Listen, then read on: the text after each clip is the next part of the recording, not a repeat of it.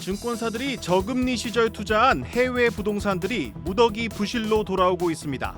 해외 대체 투자 자산의 부실 위험이 커지자 금융당국도 대책 마련에 착수했습니다. 중국의 2분기 경제 성장률이 예상치를 크게 밑돌았습니다. 디플레이션과 저성장 추세가 굳어지면서 중국에 대한 의존도가 높은 우리 경제에도 빨간불이 들어왔습니다.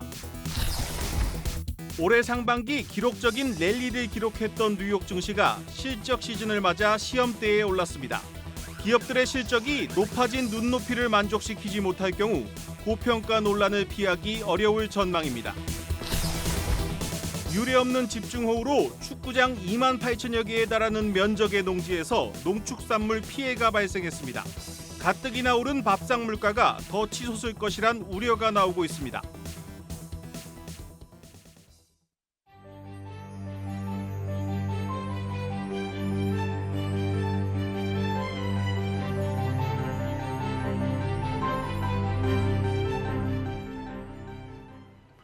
뉴스플러스 시작합니다. 부동산 PF 리스크로 비상이 걸린 국내 증권사들, 이번에는 해외 부동산 투자 부실에 대한 경고등이 켜졌습니다. 증권사들이 저금리 시대에 앞다퉈 뛰어든 해외 부동산 투자가 칼날이 돼서 부메랑처럼 되돌아오고 있습니다. 특히 증권사 해외 대체 투자의 약 60%는 원금 손실 가능성이 높은 후순위나 지분 투자여서 손실과 직결된다는 점이 더 걱정입니다. 첫 소식 조현 기자입니다. 국내 금융기관들이 홍콩의 랜드마크 오피스 빌딩에 빌려준 2,800억 원 규모의 대출금이 증발할 위기에 놓였습니다. 미래에셋 계열의 멀티에셋 자산운용은 오는 18일 집합투자 재산평가위원회를 열고 홍콩 골든 파이낸셜 글로벌 센터 빌딩에 대출해주기 위해 조성한 펀드 자산의 80에서 100%를 상각할 예정입니다. 지난 2019년 미래에셋증권이 이 빌딩에 매자닌 대출을 나섰는데 보증을 섰던 건물주는 파산하고 금리 인상으로 부동산 가격이 급락하면서 빌딩이 매각된 것입니다. 선순위 대출자였던 싱가포르 투자청과 도이체방크만 원금 회수에 성공했을 뿐 미래에셋은 물론이고 당시 펀드에 가입한 국내 보험사, 연기금 등 기관 투자가와 개인 큰손들은 상당한 손실이 예상됩니다. 상업용 빌딩을 중심으로 한 해외 대체 투자의 부실 우려는 올 연초부터 제기됐습니다. 유동성이 시장에 대거 풀리던 초저금리 시절 앞다퉈 해외 부동산 투자에 나섰던 것이 올해 만기가 줄줄이 돌아오는데 미 연준의 급격한 긴축 움직임으로 높아지는 금리를 감당하지 못하는 곳들이 생기면서 줄부실 우려가 커진 것입니다. 국내 증권사의 해외 대체 투자 규모는 약 21조 원. 이 중 해외 부동산이 절반 이상을 차지하고 있는데 특히 후순위 지분성 투자가 60%에 육박해 국내 증권사들이 수익 보호에는 취약한 투자 구조를 갖고 있다고 전문가들은 지적합니다.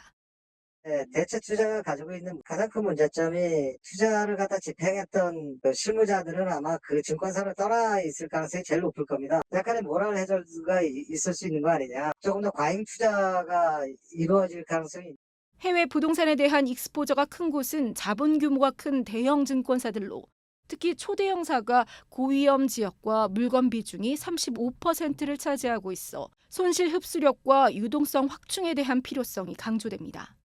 매주 증권사들의 해외 부동산 대체 투자에 대한 상황을 모니터링해온 금융감독당국도 급히 증권사 임원 간담회를 소집해 오는 20일 해외 대체 투자 리스크 점검에 나섭니다. 한국경제TV 조연입니다. 올해 상반기 기록적인 랠리를 기록했던 뉴욕 증시가 2분기 실적 시즌을 맞아 시험대에 올랐습니다. 이번 주로 예정된 빅테크 기업들의 실적이 인플레이션 고비를 넘긴 시장의 분위기를 좌우할 것으로 보입니다. 박찬휘 기자입니다. 미국 상장 기업들의 실적 전망이 3분기 연속 감소할 것이란 시장 전망이 나왔습니다. 팩트셋은 S&P 500 상장사들의 올해 2분기 순이익이 지난해 같은 기간보다 7% 하락할 것으로 전망했습니다. 상장 기업 실적에 대한 기대치가 낮아진 셈인데 이런 전망은 오히려 시장의 호재로 작용하고 있습니다. JP모건은 2분기 매출과 영업이익이 전년 동기 대비 크게 증가했고 같은 날 웰스파고와 시티그룹도 호실적을 발표했습니다. 지역은행 위기 이후 예금 증가가 이어지고 연준의 금리 인상 기조로 예대 마진이 확대돼 시장 예상치를 웃돈 겁니다. 이번 주에는 은행주를 이어받아 테슬라, 넷플릭스 등 한국 서학개미들의 투자 비중이 높은 빅테크 기업들이 성적표를 공개합니다. 테슬라는 올해 2분기 매출이 전년 동기 대비 47% 늘어난 반면 주당 순이익은 63% 감소할 것으로 전망됩니다. 올해 공격적으로 가격 인하 정책을 단행하면서 차량 인도 대수는 증가했지만 상대적으로 수익성이 악화됐을 것이라는 분석입니다. 넷플릭스의 올해 2분기 매출은 전년 동기 대비 4% 늘어날 것으로 전망됐습니다. 전문가들은 2분기 어닝 시즌이 인공지능과 반도체를 제외한 기업들의 실적이 바닥을 다지는 구간이 될 것이라고 내다봤습니다. 하반기 가파른 실적 회복이 예상되는 만큼 눈높이가 낮아진 기업을 주목하라고 조언합니다. 중요한 거는 2분기 어닝 시즌보다 3, 4분기 때 저점에서 올라가는 구조로 가기 때문에 조금 이제 조정을 받더라도 저는 반발 매수세도 빠르게 유입될 수 있는 환경이다라고 생각을 합니다. 한국경제TV 박찬유입니다. 지난달부터 시작된 장마와 유례없는 집중호우로 전국적으로 피해가 심각합니다. 특히 지난 한 달 새 침수 피해를 입은 차량이 1,000대에 육박하면서 자동차 보험 회사들도 비상 대응에 나섰습니다. 장슬기 기자의 보도입니다. 전국에 쏟아진 물폭탄으로 차량 침수 피해가 커지면서 손해보험사들이 비상대응 체제를 강화하고 있습니다. 자동차 보험을 취급 중인 12개 손보사 집계에 따르면 지난 6월 말부터 오늘 오전 9시 기준으로 총 995대의 자동차가 침수되고 손해액은 90억 원에 달합니다. 특히 올해는 충청도 지역에 폭우가 집중되면서 충청 지역의 침수 차량 규모가 서울보다 5배나 많았습니다. 이에 손보사들도 재난대응팀의 인력을 추가 투입하고 침수 차량 임시 적치 장소를 늘리는 등 대응에 나섰습니다. 올 5월 기준으로 주요 손보사들의 자동차 보험 손해율은 대부분 70%대로 안정적인 수준을 나타내고 있지만 침수차 규모가 더 늘어나면 손해율 악화는 불가피하기 때문입니다. 아직까진 지난해 수도권 집중호우 때보단 침수 피해 규모가 적지만 오는 8, 9월 본격적인 태풍 시즌이 남아있는 만큼 긴장을 늦출 수 없다는 입장입니다. 현재까지 피해 상황을 집계해 보면은 건수로는 한 1,000대 정도 발생했고요. 손해액으로 봤을 때는 89억 정도가 됩니다. 이 실적이 21년도 발생했던 7, 8월 실적이 육박하고 있어가지고 8월에 침수 피해가 더 난다고 하면은 피해가 커질 것으로 예상이 됩니다. 금융권의 침수 피해 지원 프로그램도 예년보다 빠르게 시행됩니다. 수해 지역 중소기업이나 소상공인의 대출을 우대해주고 수재민의 기존 대출은 만기를 연장하거나 연체 이자를 면제해줍니다. 만약 수해로 차량이 완전히 파손돼 다른 차량을 구입하는 경우엔 자동차 전부 손해 증명서를 보험사에서 발급받으면 취득세를 감면받을 수 있습니다. 한국경제TV 장슬기입니다.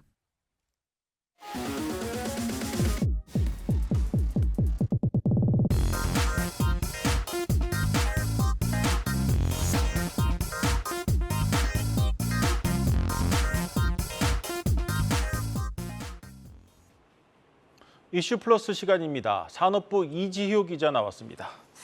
이 기자, 오늘은 어떤 소식을 들고 왔습니까? 네, 정부가 2030년까지 원전 수출 10기를 달성한다는 목표를 세우고 최근 유럽 등으로의 수출에 큰 공을 들이고 있는데요. 이게 과연 실현 가능한 얘기일지 궁금하신 분들 많으실 겁니다. 네. 그 가능성을 판가름해 볼 수 있는 곳이 바로 울산 울주군에 위치한 세울원전 3, 4호기입니다. 이 세울원전은 우리나라 독자 기술로 지어진 첫 한국형 원전이기도 한데요.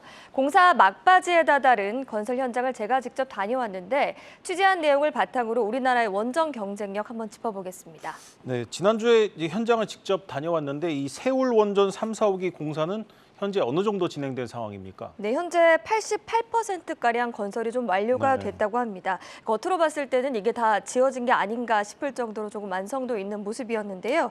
세울 3호기는 2024년 10월, 세울 4호기는 2025년 10월 준공을 목표로 합니다. 세울 4호기까지 다 지어지면 2020년 기준으로 울산시 소비량의 약 68%의 전력을 담당하게 됩니다.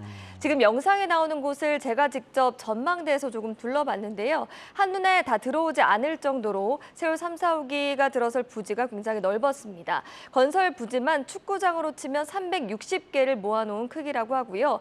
이곳에 매일 3,000명의 근로자가 다녀간다고 하는데 특이한 점이 하나 있었습니다. 이 건설 현장에 외국인이 단 한 명도 없었다는 점입니다. 네.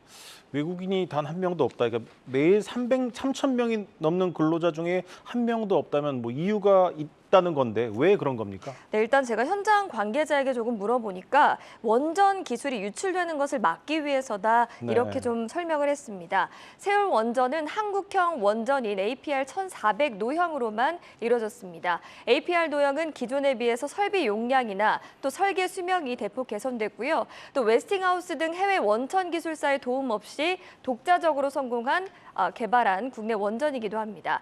외국에서도 기술력이 조금 입증이 됐습니다. 실제로 2017년과 2023년에 걸쳐 유럽 사업자 요건 인증을 따낸 바도 있고요. 2019년 미국 원자력규제위원회 설계 인증도 취득한 바 있는데 미국에서 이 인증을 받은 국가는 미국 이외의 국가로는 우리나라가 최초라고 합니다. 네. APR 1400은 2009년 아랍에미리트 바라카 첫 원전 수출을 따낸 노형이기도 하고요. 지난해 폴란드 퐁트누프 지역에서 원전을 개발한다는 내용의 협력 의향서를 체결한 노형이기도 합니다. 최근 우리나라가 폴란드나 체코 등의 수출을 타진 중인 노형도 이 모델이라고 할 수가 있겠습니다.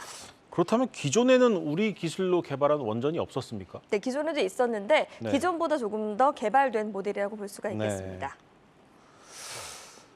네, 최근에는 조금 한수원이 문제를 좀 겪고 있는 부분이 있습니다. 웨스팅하우스와의 법적 분쟁 때문인데요. APR 1400 지식재산권을 둘러싼 법적 분쟁 중에 있는 상황입니다. 한수원이 개발한 APR 1400이 자사 원자로 디자인을 기반으로 하고 있다며 조금 제동을 걸고 있는 상황인데요. 한수원도 웨스팅하우스 측의 동의 없이 수출할 수 있다라고 주장을 하고 있습니다. 이 모델은 완전히 자기가 독자 개발했다는 거죠. 분쟁이 있다는 사실만으로 수주전에는 악영향을 끼칠 수도 있습니다. 당초 국가 간 협의를 통해서 해결책이 마련될 것으로 기대됐지만 지난 4월 윤석열 대통령의 미국 방문에서 오히려 원전 협력과 관련해서 지식재산권을 존중한다라는 내용이 담겼습니다. 하지만 한수원 측은 전략적 협력을 타진 중에 있다며 이렇게 밝히기도 했는데요. 서둘러 원만한 좀 조율이 필요할 것으로 보입니다. 네, 이 탄소 중립이 화두가 되면서 전 세계적으로 다시 이제 원전 시장이 살아나고 있는 분위기입니다. 이 한수원이 수출을 하면 이제 국내 원전 기업들도 좀 수혜를 기대할 수 있지 않겠습니까? 네, 맞습니다.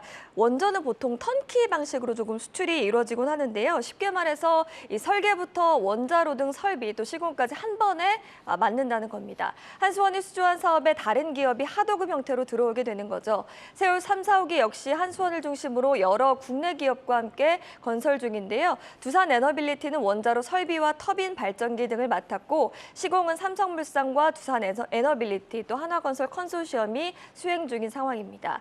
민관이 합심한 한국원전은 공기와 또 예산을 준수하면서도 가격 경쟁력이 뛰어나다라는 평가를 받고 있습니다. 앞서 말씀드린 대로 폴란드와는 한국형 원전 APR 1400을 짓는 내용의 협력 의향서를 체결했고요. 본계약을 남겨뒀습니다. 여기에 총 사업비 9조 원에 달하는 체코 두코바니 신규 원전 사업에 참여했고 지난 1월에는 튀르키예 정부에 원전 건설 프로젝트 예비 제안서까지 제출한 상황인데요. 국내 발주는 물론이고 또 해외 수출까지 늘면서 이 무너진 원전 생태계 활성화도 기대되고 있습니다. 네, 잘 들었습니다. 이슈플러스 산업부 이지효 기자였습니다.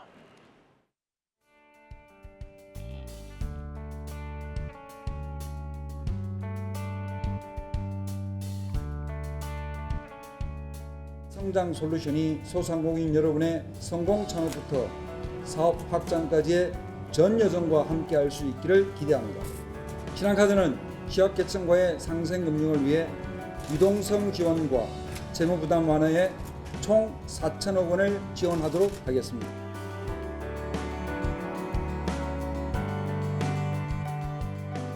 가맹점에 대해서는 모집 및 계약 단계에 중점을 두셨고 이 관리나 지원에 대해서는 상대적으로 좀 소홀한 측면이 있었습니다. 최근 카드, 캐피탈, 보험사 등에서도 동참해 주셔서 이 자리를 빌어 감사의 말씀을 드리고 금감원도 이러한 금융권의 노력을 적극 지원하겠습니다.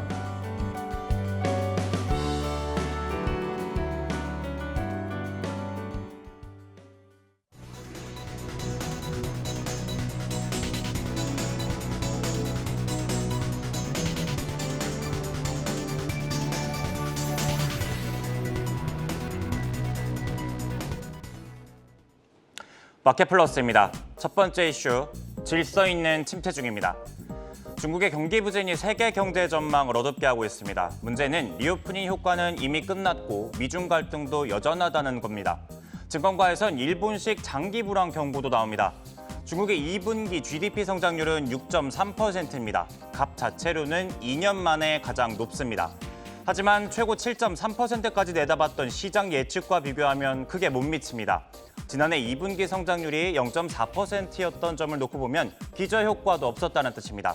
하이투자증권은 중국 경기 반등을 위해서는 경기 부양이 유일한 해법이라고 분석합니다.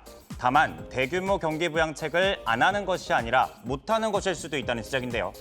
그동안 경기 부양에 만병통치약 역할을 했던 인프라 건설이 지방정부가 빚더미에 앉으면서 추진이 어렵게 됐다는 판단입니다. 하반기 미국 경기 연착륙 가능성이 높은 가운데 중국 경기 불안 확산 여부가 국내는 물론 글로벌 경기 사이클의 핵심 변수가 될 것으로 보입니다. 두 번째 이슈, 한 달 5배입니다. 동훈아나텍이 최근 한 달 국내 증시 상승률 1위를 기록한 것으로 파악됩니다. 398.81%, 무려 4배가 오른 건데요. 동훈아나텍의 주력 사업은 반도체 설계인데요. 새로운 먹거리인 디지털 헬스케어 사업이 주가 급등의 기폭제가 됐습니다. 지난달 21일 침으로 혈당량을 잴 수 있는 측정기기가 성공적인 임사 결과를 받아줬다는 소식에 상한가를 기록한 바 있습니다. 최근의 강세는 본업인 반도체 분야 덕분으로 풀이되는데요. 디램 현물 가격은 지난 7일부터 반등을 시작해 한 주간 2% 오른 것으로 확인됩니다. SK증권은 이번 분기부터 디램 공급 부족이 시작될 것이라면서 반도체 업체들의 실적 회복이 빨라질 것으로 내다보고 있습니다. 이 같은 소식에 동훈아나텍은 오늘 16% 상승하며 거래를 마쳤습니다. 세 번째, 누구를 위하여 변동폭은 올렸나입니다. 지난 금요일 상장한 필에너지가 수급 이슈에 휘말리며 이거래일 만에 급락했습니다. 코스닥 상단 첫날 장이 끝난 뒤 필에너지는 120만 주 상당의 전환 청구권 행사를 공시했는데요. 유통 주식의 절반을 달량한 물량입니다. 말 그대로 상장하자마자 불거진 전환사채 주식의 주가는 녹아내렸습니다. 22% 넘게 빠진 거죠. 거래 첫날 240%에 달하는 상승률로 마감하며 가격 제한폭을 고친 이래 최고 기록을 세운 것과는 사뭇 다른 분위기입니다. 이 과정에서 기관 투자자들은 1,000억 원이 넘는 이익을 챙길 것으로 보입니다. 주식수에 현재 주가와 전환가액을 반영해 따져본 값인데요. 기관 조우라고 가격 제한폭을 넓힌 거냐는 지적이 나오는 이유입니다. 주들은 그래도 하한가가 아니라서 다행이다. 지금 이 순간의 주가가 가장 비싸다는 의견입니다. 지금까지 마켓플러스였습니다.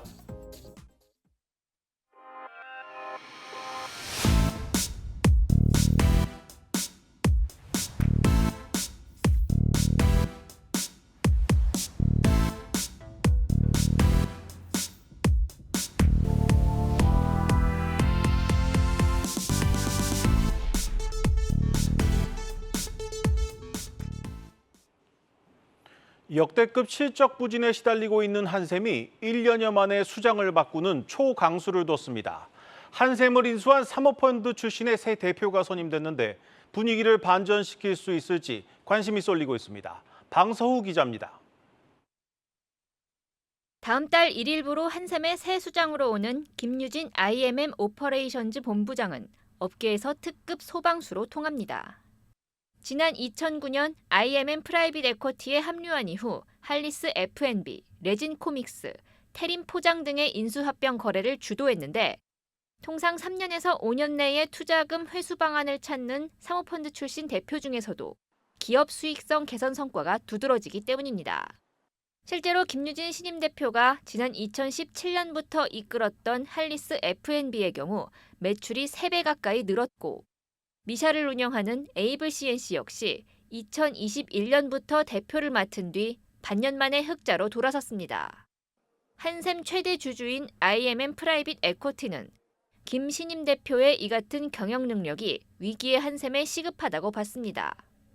아직 임기가 남은 김진태 대표를 전격 교체한 이유입니다. 한샘은 지난해 영업 손실만 217억 원으로 지난 2002년 상장 이후 처음으로 연간 적자를 기록했고 올해 1분기에도 157억 원의 영업 손실을 내는 등 부진의 늪에서 좀처럼 벗어나지 못하고 있습니다. 이에 따라 IMM 프라이빗 에쿼티의 포트폴리오 가운데 유일한 구멍으로 거론되는 만큼 김신임 대표는 기존에 선임된 IMM 프라이빗 에쿼티 측 인력들과 함께 한샘을 대대적으로 바꿀 전망입니다. 현재 한샘에는 송인준 IMM 프라이빗 에쿼티 대표이사 사장, 이혜준 투자부문 대표, 김정균 부사장에 더해 유헌석 전무까지 핵심 인력 4명이 기타 비상무이사로 등재된 상태입니다. 다만 화장품이나 커피와 달리 교체 주기가 긴 가구 특성상 브랜드 가치 제고를 통한 수익성 개선은 한계가 있을 것이라는 지적도 나옵니다. 한샘의 실적 부진이 브랜드 인지도 저하보다는 부동산 경기 침체로 인한 가구 수요 감소 영향이 더 컸다는 이유에 섭니다. 증권가에서는 한샘의 실적 반등이 장마철과 여름 휴가 비수기를 지나 4분기는 돼야 가능할 것이라고 내다봤습니다. 한국경제TV 방서호입니다. 코스닥 상장사 GI 이노베이션이 올해 안에 알레르기 치료제 기술을 일본에 수출할 계획이라고 밝혔습니다. 또 새로운 공정으로 개발한 면역 항암제의 조기 상업화에도 속도를 내기로 했습니다. 박승원 기자입니다. 면역 항암제 전문 개발 기업 GI 이노베이션. 금리 인상, 경기 둔화 등 제약 바이오 업종 전반의 투자 심리가 얼어붙은 가운데서도 양호한 주가 흐름을 나타내고 있습니다. 기술 이전 등 상업화에 성공하며 신약 파이프라인의 경쟁력이 부각된 데 따른 겁니다. 실제 GI 이노베이션은 개발 중인 면역 항암제에 이어 알레르기 치료제의 기술 이전에 잇따라 성공하며 소위 잭팟을 터뜨렸습니다. 이 가운데 알레르기 치료제의 경우 현재 유한양행과 협력을 통해 국내 임상 일상을 진행 중인데 일본 피부 질환에 특화된 제약사와의 연내 기술 이전을 마무리한다는 방침입니다. 지난 US 바이오에서 제가 일본 회사 세 군데하고 미팅을 해야 했고요. 전부들 관심이 많습니다. 올해 말까지는 제가 계획한 대로 기술 이전을 마치려고 합니다. 업계에선 이번 일본 기술 이전 규모가 2천억 원대 계약이 될 것으로 관측하고 있습니다. 알레르기 치료제 외에 추가 기술 이전도 기대되고 있습니다. 이 가운데 면역 항암제의 경우 최근 조기 상업화가 가능한 새로운 공정을 도입해 국내와 미국에서 임상시험 변경 허가를 받았는데 현재 환자 투약을 앞두고 있습니다.